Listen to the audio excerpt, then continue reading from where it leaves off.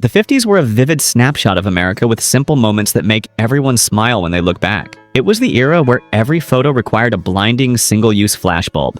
Keeping the house warm meant manually shoveling coal or driving without seatbelts. Let's step into the realm of memory to look back at 25 things that have vanished forever from the 50s. Let's recall the old film cameras our parents used. They didn't have automatic built-in flashes like digital cameras today. Instead, they used single-use flashbulbs. Every time you pressed the shutter, a blinding stream of light would flare up. It was a magical moment, followed by an immediate reaction from those temporarily blinded by the light. Photography in the 1950s was not a casual or thoughtless act, as we do with smartphones today. It was a deliberate, elaborate process. You had to consider the scene, arrange everyone, and make sure you were ready because each bulb could only be used once. These bulbs, although causing a slight minor inconvenience, were a technological marvel of the time. They allowed families to capture intimate, cozy moments indoors for the first time. In Christmas, birthday, or family reunion photos, everything was illuminated brilliantly by a blinding flash of light, leaving a thin layer of smoke and a deep memory of a preserved moment. This created a tangible, authentic image of life that your family might still cherish today. The excitement of removing the used bulb and installing a new one was also a small ritual that we no longer see today. Stepping into a shoe store in the 50s, what awaited you was not just polished leather shoes, but also a large, strange machine, emitting an eerie green light. That was the X-ray shoe fitter, or fluoroscope. From the 1930s to the 1950s, this device was a common fixture in shoe stores across America. Advertisements at the time praised it as a new and excellent way to check shoe fit. It was believed that seeing the foot bones inside the shoe would ensure absolute comfort. It was even thought to help children's shoes last longer because the fit could be much more precise. For children, the sight of their foot bones glowing inside the shoe was a captivating, almost magical experience. However, behind the appeal was a potential danger. In the early 1950s, professional medical associations began issuing strict warnings about the danger of radiation exposure. Manufacturers grew concerned, and states started to prohibit their use. Finally, shoe store owners gradually eliminated them by the end of the decade, ending an era where the appeal of technology overshadowed caution about health. The home darkroom was the secret space for photographers, both amateur and professional. Often located in the basement or a dark corner of the house, this space was a retreat under a safe red light. This was where art met science. Turning an exposed film roll into a tangible photograph was a complex process. It required patience, precision, and a bit of artistry. One had to perfectly control the chemical temperature, measure the time for development, printing, and fixing the image. The distinct chemical smell was part of this memory. For a child, walking past their father's or mother's dark room was a mysterious experience. It was where adults did important things, where an invisible object was turned into a preserved moment. The existence of the home darkroom reflected an era where creating a photo was a conscious, slow, and skill-intensive process, completely opposite to the rapid-fire snapping of today. The transition to color film and then digital photography made the home darkroom obsolete. But the quietness and focus required in those spaces remain a reminder of the reverence for preserving memories. In the 1950s, recording not just in still images, but in living motion was extraordinary. The 8mm home movie reel brought this possibility to ordinary families. This compact film format made recording birthdays, holidays, or everyday moments feasible and affordable. Recall those family evenings when the father or grandfather brought out the projector. The room was darkened, the projector whirred, and the blurry, slightly jumpy image of your younger self appeared on a white wall. Although the image quality was not perfect by today's standards, those 8mm films contained undeniable emotion and authenticity. They allowed families to become the documentary filmmakers of their own lives. The 8mm reels required careful preservation, kept in round metal cans to avoid damage. Their presence in a closet or basement was a promise of memories waiting to be projected. The introduction of easier-to-use video formats and subsequently smartphones has made 8mm film an obsolete technology, but those clips still exist as precious relics. The world of telephone communication once relied on a critical person, the telephone operator. Many telephone companies still used manual switchboards, where calls were connected not by machines but by human hands. In this room was a wall with thousands of sockets, and the operator had to sit there, ready to intervene in the telephone circuit. When a jack lit up, it signaled that a telephone receiver had been picked up. The operator would ask for the name or phone number, then plug a pair of phone plugs into the appropriate jacks to complete the circuit. This process of connecting calls allowed the operator to participate in the call, hearing both sides.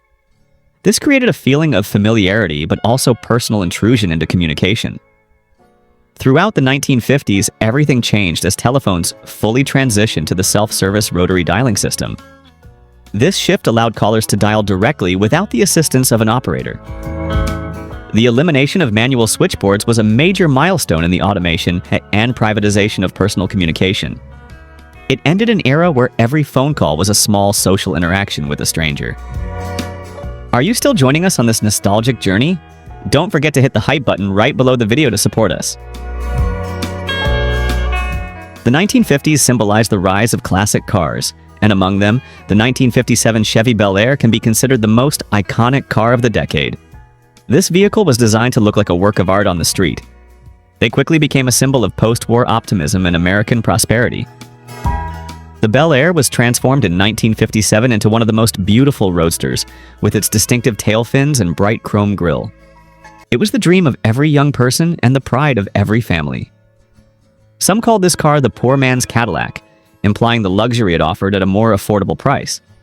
However, even a Cadillac couldn't compare to this unique car, whose design has surpassed time. The car's popularity is undeniable, making it one of the most sought-after classic cars to this day. The image of the Bel Air is frequently used in films, television, and music, solidifying its status as an indelible automotive icon. The Bel Air represented the spirit of the 1950s: freedom on the road, bold style, and boundless optimism. In the 1950s, washing machines were still a luxury in many households. For those who owned one, many still had to use the cumbersome wringer washing machine. This type of machine was unlike the automatic washers of today. It was a large machine with a water-wringing device on top. The wringer machine used a pair of heavy rollers to squeeze and wring the excess water out of the clothes after washing. Laundry work in the 1950s was often described as a full-body workout. Even with the wringer machine, the job still required patience and considerable muscle strength. Clothes had to be carefully fed through the rollers. Although electric models significantly reduced the effort, the job was still risky. If not careful, the wringer could damage clothes or, worse, catch fingers. The image of a housewife spending the entire day washing, ironing, and folding clothes was a familiar sight. Although eventually replaced by modern automatic washing machines, the wringer machine still represents the relentless effort and labor of 1950s housewives to keep the family in clean clothes every week. After the laborious washing process with the wringer washing machine was complete, the next step was drying the clothes. In the 1950s, automatic dryers were not as widespread as they are today. The standard drying method was the outside clothesline. Almost every home had one or more clotheslines stretched across the backyard. This was where each piece of clothing was clipped with wooden or plastic pins and hung out to dry under the sun and open air. The clothesline was practical. It was also part of the ideal suburban image.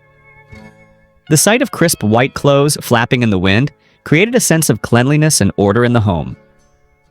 Ironing clothes after drying was essential, as they often wrinkled after being hung. Housewives would spend the day washing, ironing, and folding clothes to ensure the family had clean and fresh clothes to wear each week.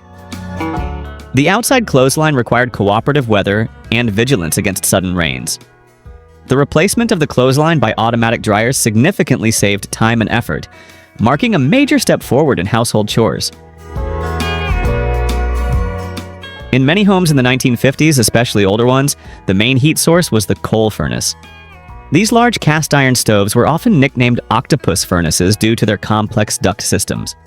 Operating a coal furnace was not a simple task. It was arduous, dirty, and required constant attention, especially from the father of the family.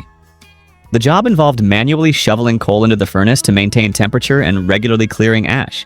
These furnaces, although reliable, created coal dust, which was an inevitable part of indoor life. However, coal furnaces provided a distinctive type of warmth, strong and stable, unlike modern gas or electric heating systems. The sound of sizzling coal and the warmth radiating from the ducts were part of the family memory. The transition to cleaner, more automatic oil, natural gas, and electric heating systems in the 1950s and 1960s gradually eliminated coal furnaces. The coal furnace represented an era where keeping the house warm required continuous manual labor, but also provided a sense of security and self-sufficiency. The removal of the coal furnace was a major step in modernizing household utilities. Recall the distinctive sound of a summer morning in 1950s suburbia. It wasn't the roar of a gas engine, but the steady mechanical clicking of the push-reel mower. The push-reel mower was a simple yet effective tool, powered entirely by human effort. They required no gasoline, no fumes, and produced almost no noise. Mowing the lawn with this machine required patience, a steady rhythm, and considerable muscle strength. It was a common ritual for fathers or older boys in the family. The satisfaction of seeing the blades spin and neatly trim the green grass was part of the experience. The push-reel mower is a nostalgic symbol of simpler days when technology had not completely replaced manual labor. The arrival and popularity of gas-powered lawnmowers in subsequent years made the push-reel mower obsolete. Gas mowers offered speed and less effort, but they also brought noise and maintenance complexity. Push-reel mowers still exist in some small gardens, but their role as the standard mowing tool has vanished. It is a reminder of a household chore that is now fully automated. If these stories bring back warm memories and honor the previous generation, please press the like button right below the video and let's preserve this precious legacy together. As car culture boomed in the 1950s, drive-in restaurants and drive-in movie theaters became important social centers. The drive-in movie theater in particular offered a unique experience, a combination of entertainment and privacy. The audience didn't sit in a dark movie theater but comfortably in their cars. However, to hear the sound of the movie, technology needed a solution. These were the small, wired metal speakers that attached to the car window. Audience members would roll down the window, hook the speaker in, and the sound would be transmitted directly into the car. This created an intimate and unique experience. Drive-in movie theaters were the perfect spot for couples to date or families to gather for a film in the summer. These wired speakers were an integral part of that experience. The introduction of FM radio technology and wireless audio transmission systems in later decades made these wired speakers obsolete. Although many drive-in theaters still exist today, they have replaced the old wired speakers with new technology. Life in small towns and cities across America in the 1950s followed a distinctly different social and religious rhythm. This was most evident on Sunday. Most stores along Main Street, the town's commercial center, were closed. This was a strict social rule intended to allow people to attend church services and have a day of rest. Sunday was a day dedicated to family and religion. Thus, if you ran out of milk, bread, or a basic ingredient, driving to the store was not an option. Instead, it was common and completely acceptable to knock on a neighbor's door to borrow it. This act reinforced the community spirit and interdependence among neighbors. This culture changed significantly as blue laws were gradually lifted and large stores began operating 24/7. Today, finding a commercial area completely closed on Sunday is rare. The 1950s was a period of great medical change. On one hand, the fear of polio hung heavily over society. The development of the polio vaccine in 1955 was a major milestone, leading to mass vaccination of millions of American children. This event ended the fear of public gatherings, especially during the summer months. It was a scientific triumph and a life-changing moment. On the other hand, medical service remained highly personalized. In small towns, doctors still commonly made house calls. The local doctor would often come straight to the house to care for the sick and prescribe medicine. Although this practice peaked in the 1930s, it continued well into the 1950s. The family doctor was an indispensable part of the community, fostering a relationship of trust and closeness between the patient and the physician. The combination of great medical progress and personal care house calls was characteristic of this decade.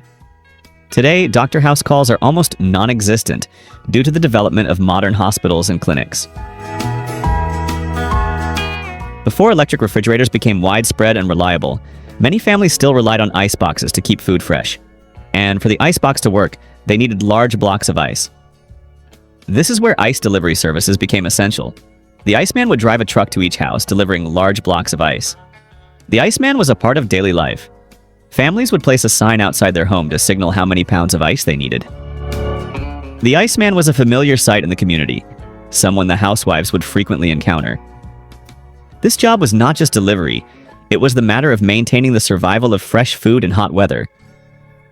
Ice delivery services gradually disappeared as electric refrigerators became affordable and widely available, a change that marked the complete modernization of the American kitchen.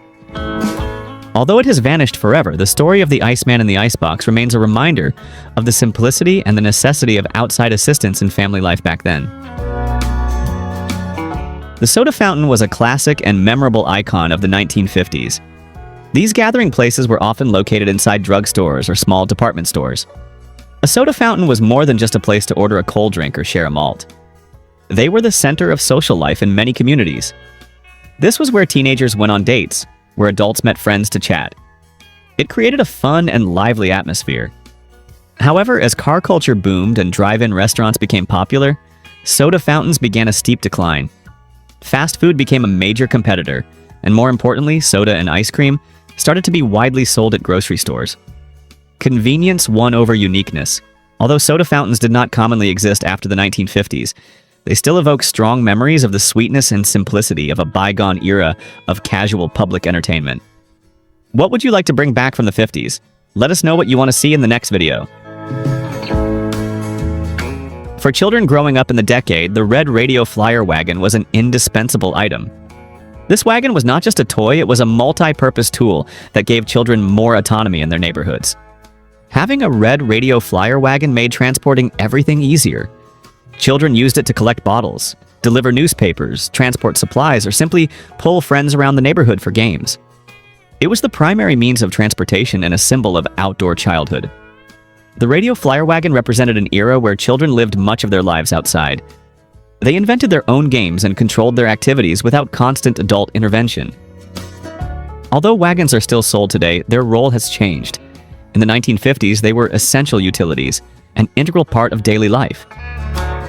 The radio flyer wagon is a crucial piece of the suburban picture of that time, evoking a sense of adventure and freedom. This simple wagon witnessed countless trips, from hauling firewood to transporting collected treasures. During these years, college students and teenagers often engaged in silly challenges for entertainment. One of the briefest and most memorable fads of the late 1950s was phone booth stuffing. This game started from a rumor or legend that spread rapidly. It was rumored that a group of 25 South African students managed to cram themselves into a single phone booth. When news of this feat spread across America, American youth couldn't help but try. The goal was simple: see how many people could fit inside a public phone booth. The rules for this challenge varied by location. Some required everyone to be completely inside the booth, while others allowed limbs to stick out. A special bonus was given if someone could complete a phone call while everyone was piled up inside. Phone booth stuffing was a testament to the rebellious spirit and attention-seeking nature of the youth at the time. However, like many fads, it lost momentum and vanished within a year. The disappearance of this game coincided with the disappearance of the public phone booths themselves. The 1950s was a golden era for classic and iconic cars, but it was also the last decade where new cars were sold without seatbelts. Imagine the feeling of absolute freedom driving with nothing binding you to the seat. The feeling of the wind blowing through your hair as you cruise down the road, unimpeded by any safety device, was part of the driving experience then. However, as the number of injuries and fatalities from car accidents significantly increased, researchers and the government began experimenting with seatbelts as a way to make cars safer. Gradually, safety awareness changed. Although seatbelts did not become mandatory standard equipment until later decades, this shift marked the end of an era of freedom where drivers and passengers completely lacked the most basic protection. The absence of seatbelts in 1950s cars is a clear testament to the change in industrial safety standards and the trade-off between the feeling of personal freedom and public safety. After the manual switchboard system gradually disappeared, the rotary dial telephone replaced it and became the norm in the 1950s. This telephone transformed communication into a self-service format. Instead of calling an operator, the caller had to perform a slow, deliberate dialing process. Each turn of the dial was a small mechanical pulse, accompanied by a click sound or the whirring of the dial returning to its original position. The sound of dialing was a familiar part of family life, a sound of connection. This required patience. If you dialed a number wrong, you had to start all over again. This process was completely opposite to the rapid keying on today's touch keyboards. The rotary phone forced people to slow down and focus on the calling process. Although it became completely obsolete with the arrival of touch-tone phones, the memory of the heavy, wall-mounted phone and the slow dialing sound remains a powerful symbol of this communication era. Gold bond stamps, or green stamps, were one of the most popular loyalty programs in the 1950s. These small stamps were given to customers at grocery store chains and service stations based on the amount they spent. After each purchase, you would receive a handful of stamps, and the next household chore was pasting them into a collection book. Children particularly enjoyed helping their mother lick and paste these stamps into the booklets. It was a small family activity, bringing a sense of accomplishment as each page was filled. Once enough stamps were collected to fill the book, they could be redeemed for merchandise from reward catalogs, ranging from kitchenware to toys. This program was a clever form of marketing, encouraging customers to return to the store. Gold bond stamps represented a form of saving and reward that has vanished. As society evolved, loyalty programs became mostly digital, but green stamps brought a material, tangible joy to everyday shopping. In the 1950s, before the internet, the Encyclopedia Britannica set was the ultimate source of knowledge. Owning a set of these books was a status symbol and a sign of scholarship in American families. It was a major investment, and many families had to pay in installments over a long period to own the entire set. For children growing up in this decade, it seemed you could find the answer to everything within the pages of this thick library of information. The image of a boy or girl sitting at a desk, flipping through the heavy pages of the Britannica Encyclopedia, searching for information for homework, is a profound memory. Ironically, just as a family nearly finished paying the last installment, a new version was often released, starting the investment cycle over again. The Encyclopedia Britannica represented an era where knowledge was packaged and stored in books, and finding information was a deliberate and slow process. The transition to digital information sources has made these book sets obsolete, but their symbolic value remains intact. The popularity of the Encyclopedia Britannica created a specialized sales force. It was not uncommon to see a salesperson from the Encyclopedia Britannica knocking on every door on the street. These salesmen played a crucial role in promoting the purchase of knowledge and pride in education. They were skilled persuaders, often targeting young families who wanted to provide the best foundation for their children. Selling an encyclopedia set was a personal transaction, often taking place at the kitchen table. They had to overcome skepticism about the large investment by emphasizing the long-term educational value of the books. The image of these salesmen, although sometimes bothersome, was an integral part of the economic landscape of the 1950s. Their disappearance went hand in hand with the disappearance of the product they sold. This is a testament to an era where door-to-door selling was a common and effective form of commerce. The Fuller Brush Man was another iconic figure in the door-to-door sales culture of the 1950s. These salesmen traveled from house to house, traversing their assigned neighborhoods to sell cleaning tools and specialized brushes. They were more than just salespeople. They often engaged in intimate conversations with housewives who spent the day at home, and even helped them clean by demonstrating the effectiveness of their brushes and tools. This sales tactic made the Fuller Brush Man an iconic part of the American past. This personal interaction was a part of social life. It was normal for a stranger to enter the home and demonstrate products. The disappearance of the Fuller Brush Man reflects the change in shopping habits, as housewives began working and large department stores offered more choices. However, the story of the polite salesman, always carrying a suitcase full of cleaning tools, remains a warm memory of community interaction in those days. Before modern electronic cash registers, grocery stores, drugstores, and small businesses in the 1950s used mechanical cash registers. These heavy machines were part of the shopping process. Their characteristic sound was the satisfying cha-ching that rang out after every purchase. This sound was a clear signal that money had changed hands and the transaction was complete. Mechanical cash registers were essential for tracking sales and minimizing employee fraud by mechanically recording every transaction. The calculation process often required the salesperson to input the price using large keys before pulling the lever. Although slower than modern cash registers, they provided clarity and reliability. Mechanical cash registers represented an era where office and retail devices still relied on physical mechanisms. The cha-ching was not just the sound of a transaction, but also the sound of small-scale economic prosperity in the 1950s. In the booming economic and scientific context of the 1950s, large-scale data processing became extremely important. Key punch machines developed by IBM were essential tools for inputting data onto punch cards. These machines were not computers in the modern sense, but they were crucial tools for encoding information. Punch cards were widely used in business records, government statistics, and scientific research. Operating the key punch machine required high precision, as a single error could ruin the entire data card. Data entry was a common office job. Large companies rented rooms filled with these machines, and the rental cost could be very high. Key punch machines symbolized the early computing era, before computers had direct data input interfaces. The transition to magnetic tape and eventually floppy disks made these cumbersome machines obsolete, but they laid the groundwork for the later information revolution. The typewriter was an indispensable office equipment in the 1950s. With its distinctive tap-tap-tap sound and the bell signaling the end of the line, the typewriter shaped the official communication and text of the era. Using a typewriter required intense focus and precision. There was no automatic delete button. A mistake could mean searching for correction fluid or having to retype the entire page. This machine was primarily used in offices. Many families also owned one for household tasks or for students. The presence of a typewriter at home reflected the necessity of clear, printed text. The typewriter represented an era where creating a document was a physical, tangible act. The practice of writing cursive on the blackboard was replaced by the efficiency and uniformity of printed type from the machine. However, the sound and feel of typing remain a nostalgic memory that modern computers cannot replicate.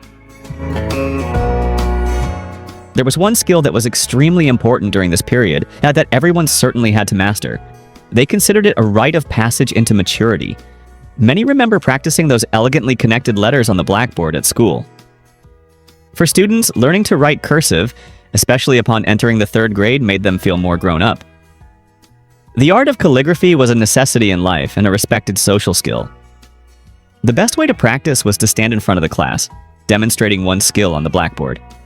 That was a moment of personal expression. However, as typewriters and later computers became more efficient means of communication, the practice of writing cursive on the blackboard became a distant memory. Currently, the teaching of cursive has significantly decreased in many schools. Writing cursive on the blackboard represented an era where meticulousness, patience, and personal style in handwriting were still valued more than speed. Close your eyes and head back to a time when watching too much TV risked damaging your brain. Do you remember that fun summer? When you flew out of bed after hearing the brick radio alarm clock ring to fight for the right to watch Super Friends, and were subsequently kicked out of the house by your mother. Today, we are about to have the best summer day in the 1970s that everyone ever dreamed of. Before we begin, hit like and subscribe for more memories. Waking up early on Saturday morning was a sacred summer ritual. We usually jumped out of bed when it was still twilight, hearts pounding from the familiar race. Who would be the first to gain control of the TV in the living room? The TV back then only had 3 channels, and only 2 of them bothered to broadcast cartoons in the morning. So, the kids rushed down the stairs, slipping on the hardwood floor, running across the house as if competing in a speed race. Whoever got to the TV first had total choice, and our entire little world revolved around that. The hurried breakfast was usually just a bowl of sugary cereal, drenched in cold milk, eaten while eyes were glued to the screen. When images of Scooby-Doo or Super Friends appeared, the kids forgot everything else. Sometimes the whole family sat crowded together on the carpet, laughter erupting when Dastardly and Muttley played their foolish tricks. Each episode was a thrilling adventure, and in that moment, the world only consisted of cartoons and endless joy. But the biggest challenge wasn't who grabbed the TV first, but the old TV itself. It had no remote control. Every time we wanted to change the channel or adjust the volume, the kids had to get up and walk the long 8 steps to turn the knob. To us, that was a small ordeal, especially when neighboring Timmy boasted that his house had just gotten a modern TV with a remote control. We were both envious and resentful, but we still clung to our old machine, because it was the center of an entire childhood world. Saturday morning could not be separated from Friday night. The night before, the group gathered around the screen to watch Saturday Night Live. The living room lights were on, the kids sat huddled together, both excited and sneaky because they knew the adults would scold them if they were too loud. When John Belushi or Dan Aykroyd appeared, the entire room seemed to hold its breath. No one dared to miss a single line. The very next morning, those lines became the kids' secret language, repeated nonstop on the playground, in the classroom hallway, and even during class, making teachers frown. In a world that never knew reruns or YouTube, missing an episode of SNL meant being excluded from the conversation circle on Monday. playgrounds of the 70s were entirely different from today's safe plastic playgrounds, with easy-to-climb stairs and safe curved slides. Playgrounds were made of metal and rust, encouraging climbing and challenges. Most of this equipment had been around for a while, meaning the colored lead paint often chipped off, revealing more rust than was inside your Partridge Family lunchbox. Danger was an inherent factor, and we learned to assess risk independently without adult intervention. The steel slide was an unforgettable symbol, but also a real threat during the summer. The steep, slippery steel surface of the slide could heat up to 140 degrees Fahrenheit, about 60 degrees Celsius, under the scorching sun. If you happened to be wearing shorts, which you certainly would because it was summer, you would instantly receive searing burns on your legs. One slide down could leave scorch marks on your thighs, but that was the price of surviving a day of play. As in a story I experienced, when cornered on the climbing frame, my only option was to launch myself down that white, lava-hot slide. Another favorite piece of equipment was the merry-go-round. You secured a spot on the metal platform, and before long, the older kids would spin it so fast you were guaranteed to fly off. That feeling of dizziness and danger was part of the fun. And we can't forget the rocket ship slide.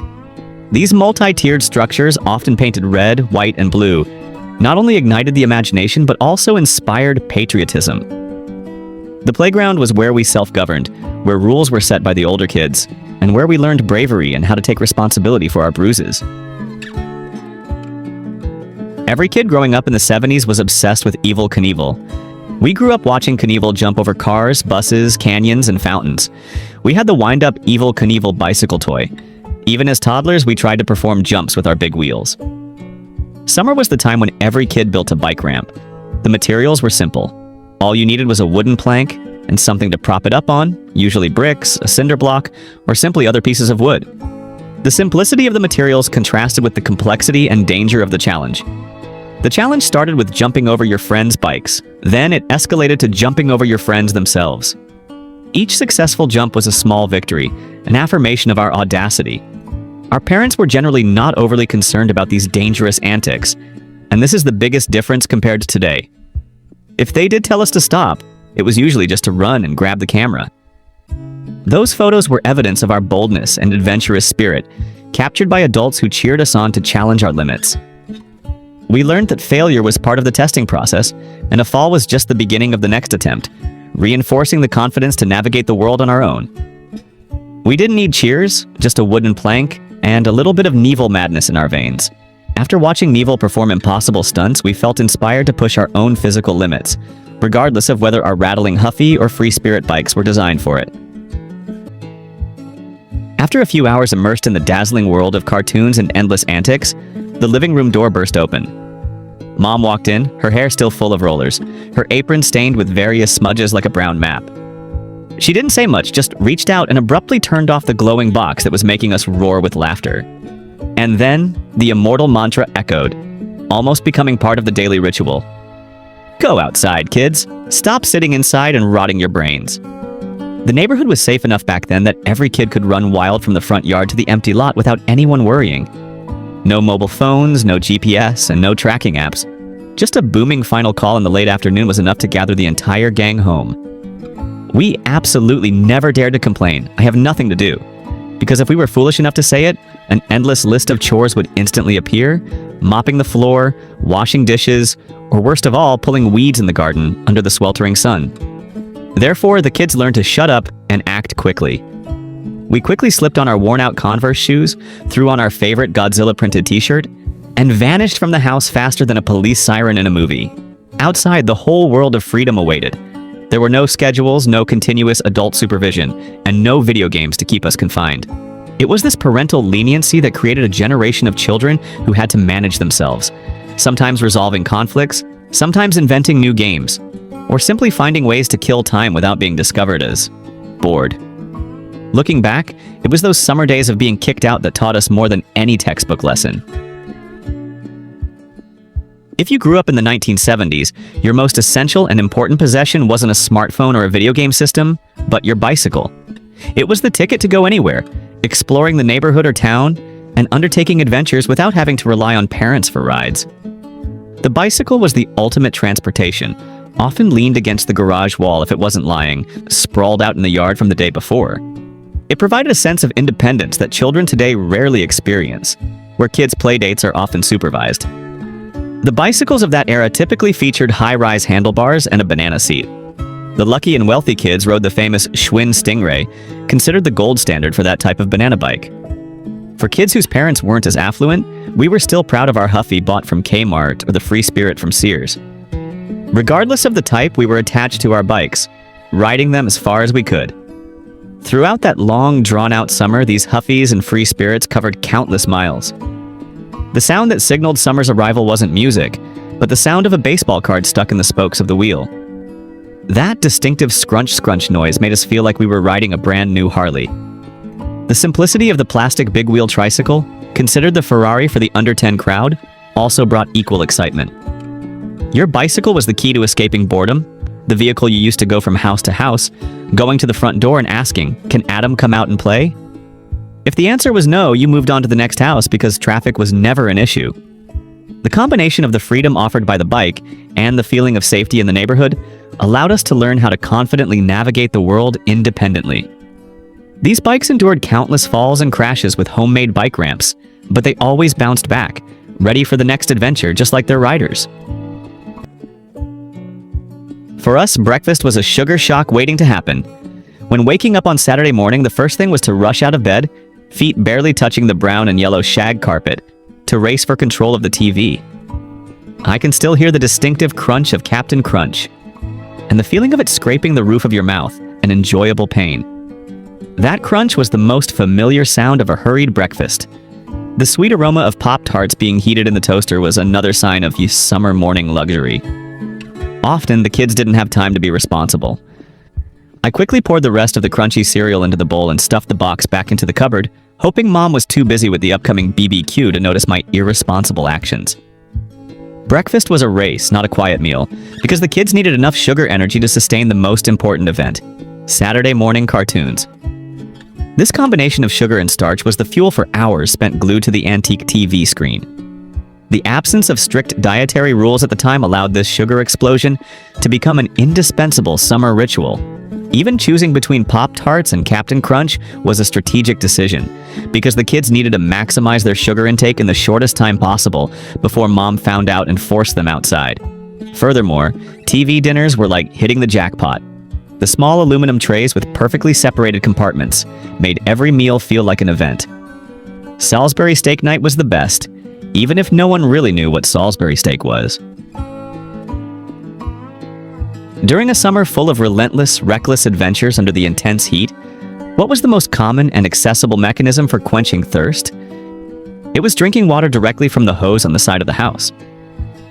The water flowing out of that winding green snake was as cool and refreshing as any drink the kids ever tasted. It carried a characteristic rubbery smell and a hint of damp earth, a flavor that children today can never understand. It was a fundamental experience. No glass needed, no permission required. However, if the kids needed something with a more intense color, then Kool-Aid is the #1 choice. The appearance of the Kool-Aid guy was the moment when every child paused their activity.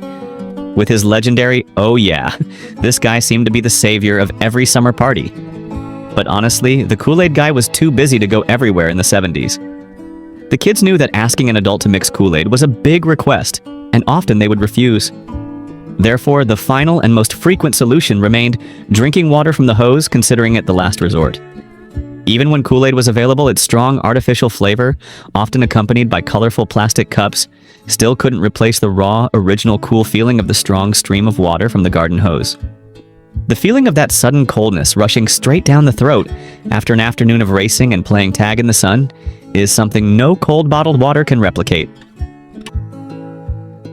When the sun slowly sank below the horizon, our small neighborhood seemed to awaken with a new energy. No one was constrained by clocks or plans. Summer evenings were when the world opened up, where every alley, lawn, and garden corner could turn into an endless playground. Our favorite games were always exciting chases like Kick the Can, Flashlight Tag, or Ghost in the Graveyard. Laughter echoed everywhere as the kids ran through dark gardens, hiding in the shadows, hearts pounding when hearing the footsteps of others approaching. Then came twilight. When moisture hung in the air and the wind seemed to stop, a small miracle appeared. The first bright spots began to flicker in the darkness. Those were the fireflies. Their sparkling light was like a familiar rendezvous, signaling the summer ritual that kids never missed. We rushed home to grab empty mason jars, the lids carefully punctured so the glowing prisoners could breathe. Some even brought butterfly nets, running around with eyes bright with determination. The whole group of kids engaged in an exciting hunt. Everyone wanted to collect as many as possible so their jar would be brighter than their friends. When captured, the light from the fireflies reflected on our faces, making everyone look like they were holding a small piece of the night sky in their hands. The kids called it the Firefly Lantern, shimmering and vague enough to feel like it could lead the way to another world. We cheered, compared our jars, proud to be the one who caught the most, then shared them so everyone had a bit of light. In that moment, the fireflies were like moving stars, the summer magic that kids believed would never fade. The entire lawn transformed into a miniature universe, where each mason jar was a small galaxy in our hands. If you could go back in time and relive one of these great summer experiences, what moment would it be?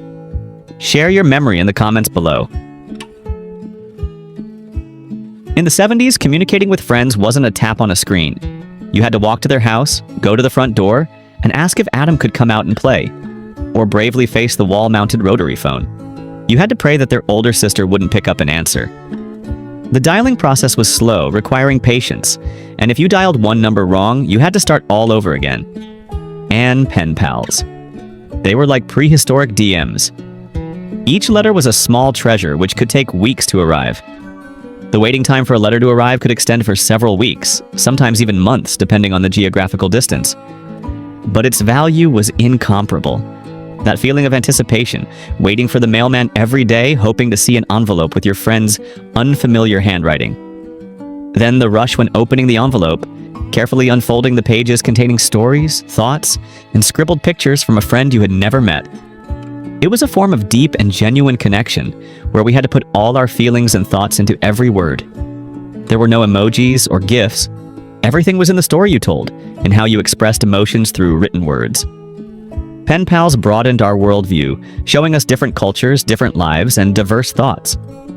This is also a part of connection we don't see much today, a memory of how we built relationships in a simpler, but equally rich world. On super hot days when cicadas chirped incessantly and sweat streamed down your back, nothing was better than swimming. Although water parks with multi-story slides are ubiquitous today, for most kids in the 70s, the best option for cooling down was the community pool. At the pool, you would meet friends from school and maybe even the girls you wanted to impress by splashing them or performing somersaulting cannonballs off the diving board. Showing off these perfect jumps was an important form of social competition. 70s public pools had something rarely seen today: the high dive board. Climbing the ladder of the high dive was not an easy decision. As soon as you climbed a few steps, you were locked in by a long line of children climbing up behind you. This meant that once you reached the top, there was only one way down, because your friends would never let you live it down if you backed out. Moreover, one of the girls might be watching you, adding extra pressure to be brave. For kids living in rural areas, they had fishing holes, woods, and even abandoned barns to explore.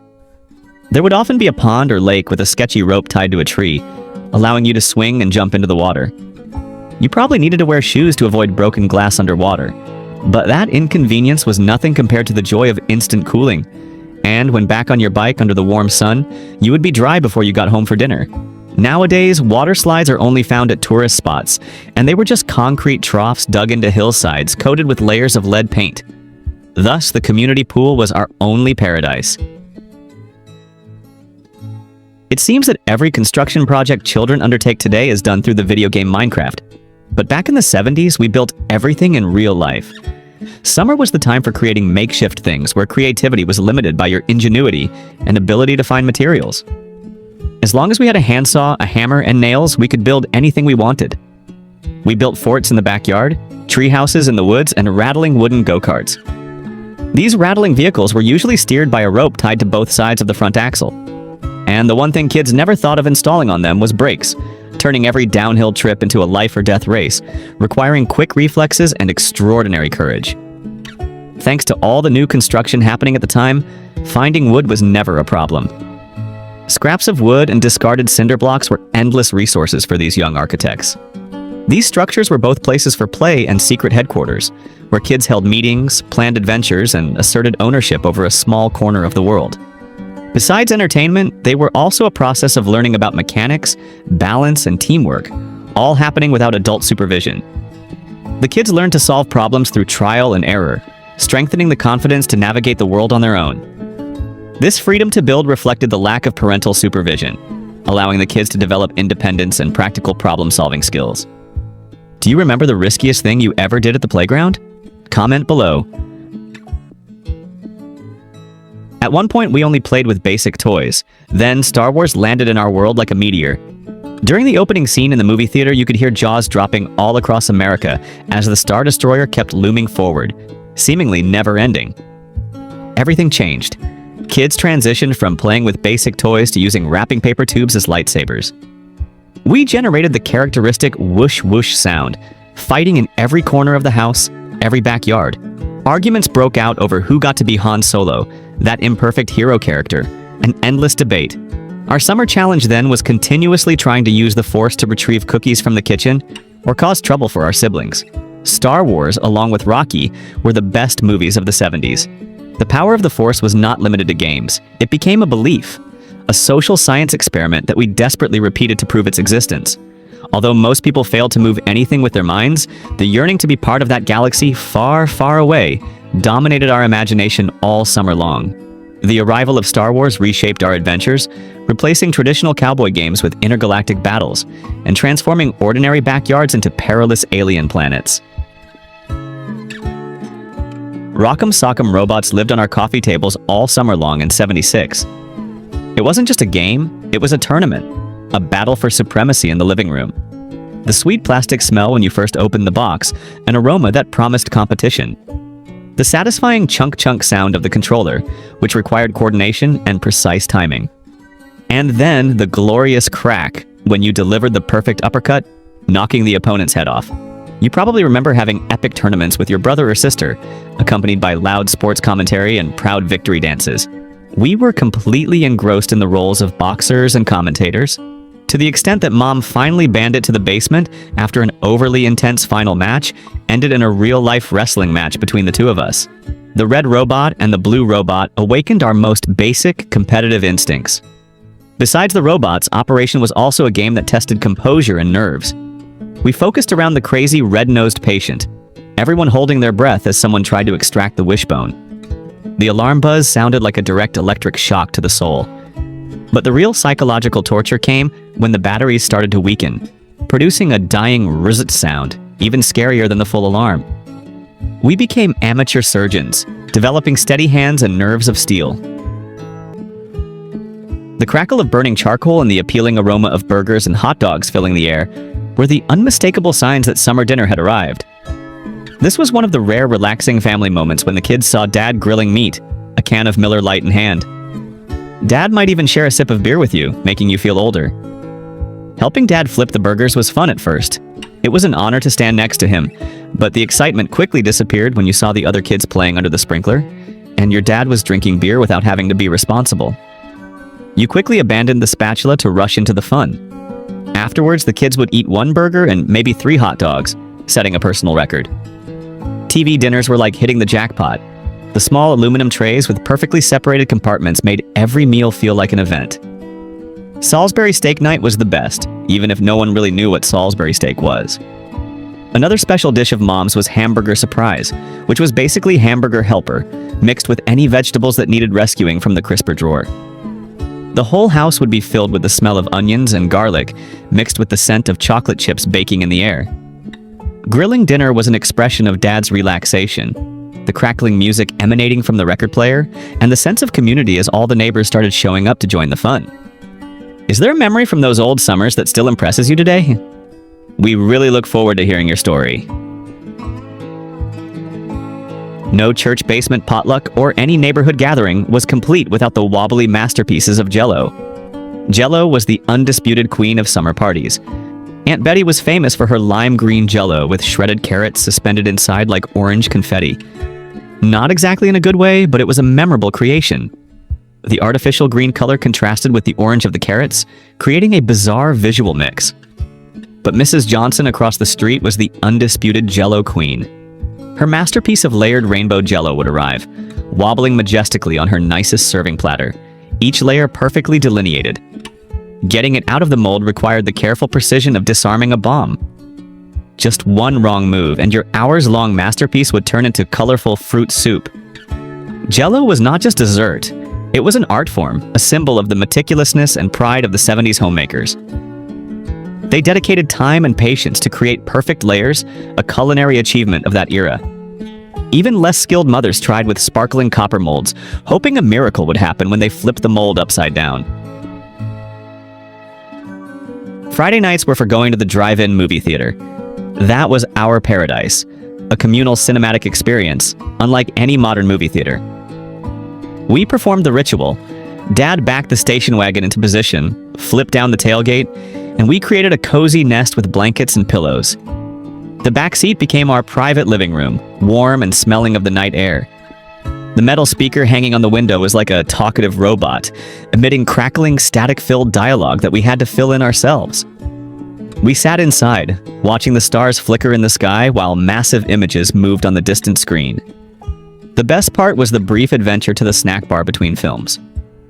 We navigated the labyrinth of cars, following the bright lights of the cartoon hot dog image on the big screen. The snack bar was a world unto itself, where the smell of popcorn and hot dogs mingled with the commotion of the crowd, a journey full of excitement. Sometimes I pretended to fall asleep during the second movie just so Dad would carry me back to the car. I woke up when Dad placed me down, back into the absolute safety of the wagon, pretending to sleep to prolong that moment of being cared for. That was a little trick we used to extend the closeness and feeling of Dad's protection. When the final call home sounded, usually as the sun began to set and you watched the neighborhood group break up, you would trudge back. You returned home and collapsed onto your bed, completely exhausted. We were tired from games like Ghost in the Graveyard and Flashlight Tag, after running through dark backyards. The fresh night air streamed in through the open window. You drifted off to sleep with the constant sound of crickets chirping, interspersed by the occasional startling crack of the bug zapper. Sometimes you lay stretched out on the lawn, too tired to move another inch.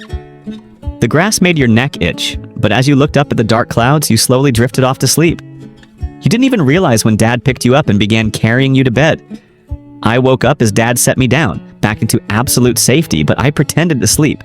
We never felt that safe again. Those seemingly endless summer days would pass before we realized it. But they were wonderful while they lasted. The exhaustion at the end of the day was evidence of a day lived to the fullest, uninterrupted, completely free and independent. What do you want to bring back from the 70s? Let us know what you want to see in the next video. We hope you had an interesting journey down memory lane. If you lived through this era, your experiences and contributions made America what it is today. Share any items or memories you feel we missed. Don't forget to hit the like button and subscribe to Back to Yesterday to continue this nostalgic journey with us. See you next time.